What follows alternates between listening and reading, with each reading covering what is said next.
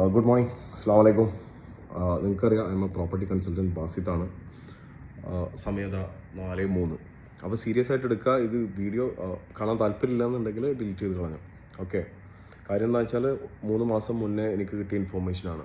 ദമാക്ക് river side, അതായത് river സൈഡിൽ നമ്മൾ ടൗൺ ഹൗസ് വിത്തിൻ ഹവേഴ്സിലാണ് സെല് ചെയ്തത്. ഓക്കെ, സോൾഡ് ഔട്ടായി പോയി. ഇപ്പോൾ കറണ്ട് മാർക്കറ്റിൽ ദമാക്ക് ഐലൻഡ് അത് വന്നു. എത്രയായിരുന്നു? 10 ബില്യൺ വിത്തിൻ 10 ഹവേഴ്സ്. അത് 2-3 മാസം മുന്നേ നമുക്ക് ഇൻഫോർമേഷൻ കിട്ടിയിട്ടുണ്ടായിരുന്നു. 33 യൂണിറ്റ് നമ്മൾ ബ്ലോക്ക് ചെയ്ത്, അതും പ്രിപ്കോയിൽ ഇൻവെസ്റ്റ് ചെയ്തിട്ട്. I am also investor. Okay. അപ്പോൾ സീരിയസ് ആയിട്ട് എടുക്കുക.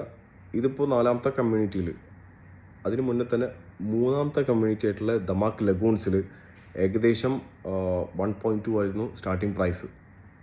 ഇപ്പോൾ ഈ ഒരു കമ്മ്യൂണിറ്റി, അതായത് ദുബായ് സൗത്ത് എന്ന് പറയുമ്പോൾ ടൗൺ ഹൗസ് കമ്മ്യൂണിറ്റി.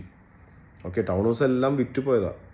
ആ ഒരു കമ്മ്യൂണിറ്റിയിൽ റിവർ ഫേസിങ്ങിൽ, അതായത് ലഗൂൺ ഫേസിങ്ങിൽ 1 മില്യൺ അല്ല, 888, അതായത് 8,88,000. അപ്പോൾ ഇതിനെക്കുറിച്ച് ഡീറ്റെയിൽ ആയിട്ട് നിങ്ങൾക്ക് അറിയണമെന്നുണ്ടെങ്കിൽ യെസ് എന്ന് താഴെ കൊടുക്കുക. അല്ല നോ, എനിക്ക് ഇനി ഇതിനെക്കുറിച്ചിട്ട് ഒന്നും അറിയണ്ട, താല്പര്യമില്ല.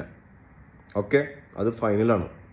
ഇത് ഇമ്പോർട്ടൻ്റ് ആണ്. സീരിയസ്ലി ഞാൻ പറയണത്. 1.5 വർഷം മുന്നേ ഞാൻ സെല് ചെയ്ത പ്രൈസിലാണ് ഇപ്പോൾ അവർ കമ്മ്യൂണിറ്റിയിൽ റിലീസ് ചെയ്തിട്ടുള്ളത്. അതും ഇമാർ ഒയാസിസ്, ഇമാർ ഹൈറ്റ്സ്, ഇമാർ ക്ലബ് ഹൗസ്, അതിൻ്റെ സെൻട്രലായിട്ട്. അപ്പോൾ ഇൻഷാ അള്ളാ നിങ്ങളെന്തായാലും അത് റിപ്ലൈ ചെയ്യ്. ഇതിൽ ബെനിഫിറ്റ് ഉണ്ടാക്കിയിരിക്കും 100%. താല്പര്യമില്ലെങ്കിൽ ഡിലീറ്റ് ചെയ്തേക്ക്.